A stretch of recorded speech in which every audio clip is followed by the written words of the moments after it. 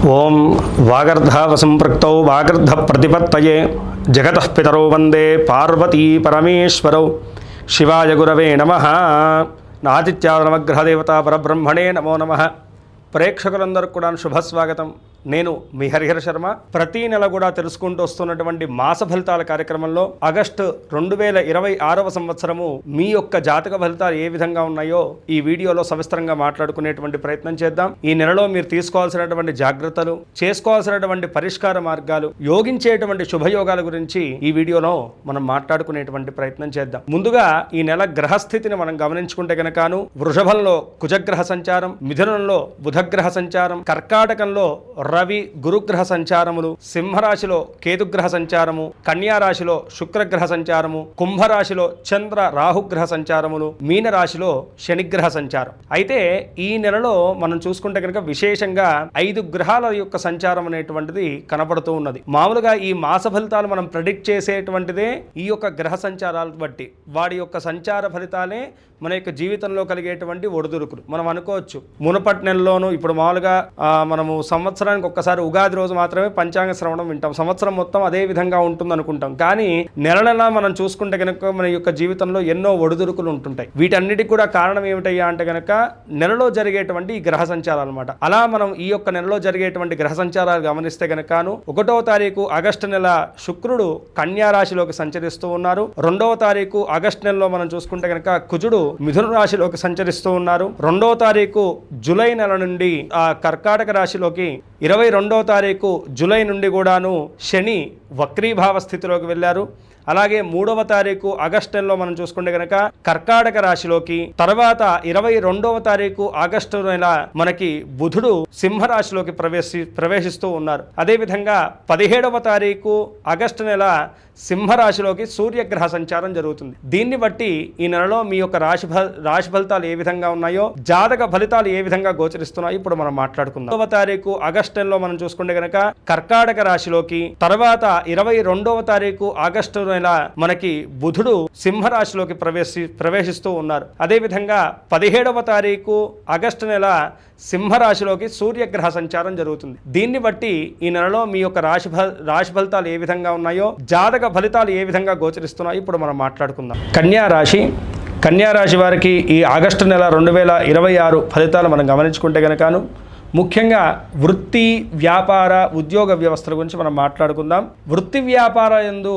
అనుకూలమైనటువంటి ఫలితాలు అయితే కనుకను గత జూన్ నుంచి కూడా కొంతమేరకు చూస్తున్నారు, అతి ముఖ్యంగా వ్యాపారస్తులు. అయితే ఈ నెలలో మాత్రం కొంతమేరకు వృత్తిపరంగా, ఉద్యోగపరంగా వ్యాపారస్తులు అయితే కనుక చాలా జాగ్రత్త వహించాల్సినటువంటి కాలం. ఎందుకంటే కనుకను వ్యయస్థానంలో జరుగుతున్నటువంటి రవి బుధుల యొక్క కలయిక. రవి వల్లను ఏమవుతుంది అంటే కనుక ఉద్యోగ వ్యవస్థలో కొంతమేరకు ఒడిదుడుకులు ఉంటాయి, ఒత్తిడి పెరుగుతుంది, పనిభారం పెరుగుతుంది, దానికి గుర్తింపు లభించదు.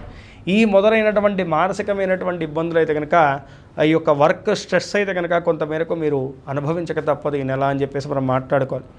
వ్యాపారస్తులకు ఏంటంటే కనుక వ్యాపారకారకుడైనటువంటి బుధుడు కూడా కొంతమేరకు అనుకూలించకపోవడం వల్ల పార్ట్నర్షిప్ వ్యాపారం చేసేటువంటి వారు, అదేవిధంగా ఎవరైతే కనుక వ్యాపార విస్తీర్ణత గురించి ప్రయత్నం చేస్తున్నారో అలాంటి వారు మాత్రం కొంతమేరకు ఇబ్బంది పడేటువంటి వాతావరణం అయితే కనుక సుస్పష్టంగా కనపడుతున్నది. కాబట్టి వృత్తి, ఉద్యోగ వ్యాపారస్తులు అయితే కనుక ఈ యొక్క నెల చాలా జాగ్రత్తగా ఉండాల్సిందిగా ఇక్కడ సూచనీయం.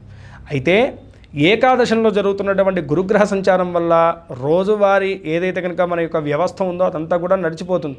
కొత్త స్టెప్స్ తీసుకునేటువంటి విషయంలో మాత్రం ఈ నెల మాత్రం అంతగా అనుకూల స్థితి అయితే కనుక కనపడట్లేదు. ఈ విషయాన్ని బాగా గుర్తుంచుకోవాలి కన్యా రాశి వారు. ఇక విద్యార్థులకు ఏ విధంగా ఉండబోతుంది? విద్యార్థులకైతే కనుక యథావిధిగా బాగానే ఉండబోతుంది. కానీ పోటీ రంగ పరీక్షలలో పాల్గొనేటువంటి వారికి మాత్రం కొంతమేరకు ఇబ్బంది. గవర్నమెంట్ జాబ్స్కి అప్లై చేసేటువంటి వారికి కూడా అంతగా అనుకూలించినటువంటి నెలగా ఈ ఆగస్టు గురించి మనం మాట్లాడుకోవాలి. ఇక విదేశీ విద్య, విదేశీ ఉద్యోగం, విదేశీ వ్యాపారాల వంటి విషయాల్లో ఎవరైతే కనుక ప్రయత్నాలు చేస్తున్నారో వారికి మాత్రం కొంతమేరకు అనుకూలమైనటువంటి వాతావరణం అయితే కనుక సుస్పష్టంగా కనబడుతుంది. మీ ప్రయత్నాలన్నీ ముందుకు తీసుకెళ్ళండి. ఇక కుటుంబ వ్యవస్థ రీత్యా ఎలా ఉండబోతుంది ఈ రాశి వారి కంటే కనుక కుటుంబ స్థానంలోనూ అతి ముఖ్యంగా భార్యాభర్తల మధ్య ఉన్నటువంటి ఏవైతే కనుక చికాకులు, గొడవలు ఉన్నాయో అవన్నీ కూడాను తేలిపోతాయి. ఇద్దరి మధ్య సఖ్యత చేకూరుతుంది. తద్వారా ఇంట్లో ఉన్నటువంటి వాతావరణం కూడా ఆహ్లాదకరంగా మీకు ఎంతో మనోధైర్యాన్ని తెచ్చిపెడుతుంది. అలాగే మీ ఇంట్లో ఉన్నటువంటి పెద్దవారి యొక్క అనారోగ్య సమస్యలు కూడాను ఒక కొలిక్కి వస్తాయి. వారికి కూడా ఆరోగ్యం సహకరిస్తుంది. అది మిమ్మల్ని ఎంతో ఉత్తేజపడుతుంది. మీ యొక్క పిల్లల విషయంలో మీకు ఉన్నటువంటి ఆ ఇన్సెక్యూరిటీనెస్ ఏదైతే ఉంటుందో దాని విషయంలో కూడా ఒక క్లారిటీ వస్తుంది. మీరు ఎంతో మనోధైర్యంతో వాళ్ళకి ఫ్యూచర్ ప్లాన్స్ అన్నీ కూడాను చేసుకోగలుగుతారు. తద్వారా ఇంట్లో కూడాను మంచి ఆహ్లాదకరమైనటువంటి జీవితం అయితే కనుకను కొనసాగుతుంది. ఇక ప్రేమ జీవన విషయంలో మనం గమనించుకుంటే కనుకను శుక్రగ్రహ సంచారం వల్లను లగ్నస్థానంలోకి కొంతమేరకు ఇద్దరి మధ్య అనుమానాలు, మాట స్పర్ధలు వచ్చేటువంటి సూచనలు ఉన్నాయి. ఆ విషయంలో జాగ్రత్త పడండి, క్లారిటీ తెచ్చుకోండి, చాలు. మిగతావంతా కూడాను అనుకూలంగానే ఉంది. ఇక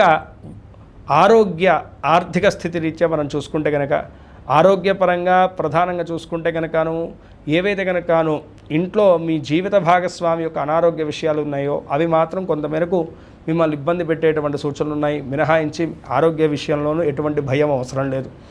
ఆర్థిక స్థితి రీత్యా ప్రధానంగా ఇందాక నేను చెప్పినట్టుగా అటు వృత్తిపరంగా ఇటు ఆర్థిక పరంగా కొంతమేరకు ఈ నెలలో స్ట్రగుల్ అయ్యేటువంటి సూచనలు ఉన్నాయి కన్యా రాశి వారు.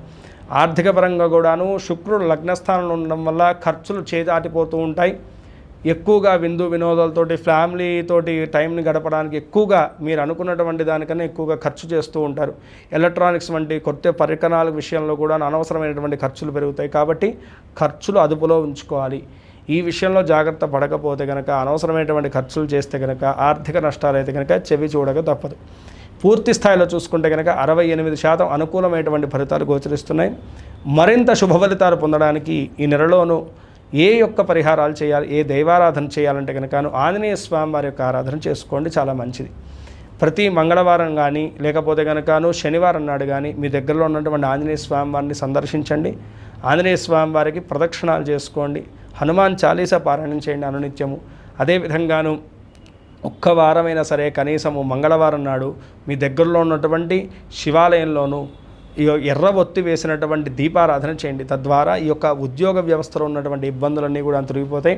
అదేవిధంగా శనివారం నాడు శనిగ్రహానికి శుక్రగ్రహానికి పూజ చేయించేసి కేజింబాబు బొబ్బర్లను అలాగే నువ్వులను దానం చేయండి. తద్వారా గ్రహదోషములు తొలగిపోయేసి శుభములు చేకూరుతాయి. ఈ రాశివారు పై తెలిపినటువంటి చిన్నపాటి జాగ్రత్తలు వహిస్తూ చెప్పినటువంటి దైవారాధనను సూచనలు పాటిస్తూ ఈ నెలలో మీకు కలిగేటువంటి దుష్ఫలితాలన్నీ కూడా అధిగమించేసి ఈశ్వరానుగ్రహం చేత సకల శుభాలు కూడా మిమ్మల్ని వరించాలని చెప్పేసి మనస్ఫూర్తిగా ఆ పరమేశ్వరుని ప్రార్థిస్తున్నాను. మీలో ఎవరికన్నా మీ యొక్క పర్సనల్ జాతకం తెలుసుకోవాలనున్నా అలాగే మీ యొక్క భవిష్యత్తు గురించి ఏదన్నా డౌట్స్ ఉన్నా సరే కింద స్క్రోల్ అవుతున్నటువంటి నెంబర్ని సంప్రదించడం వల్ల నా అపాయింట్మెంట్ మీకు దొరుకుతుందండి.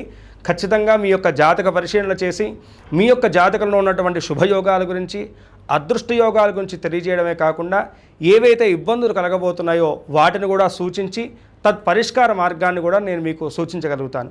కావున ప్రతి ఒక్కరు కూడాను పరమేశ్వర అనుగ్రహాన్ని పొందాలని చెప్పేసి మనస్ఫూర్తిగా స్మరిస్తూ సర్వే జనా సుఖినో భవంతు, లోకా సమస్తాః సుఖినో భవంతు.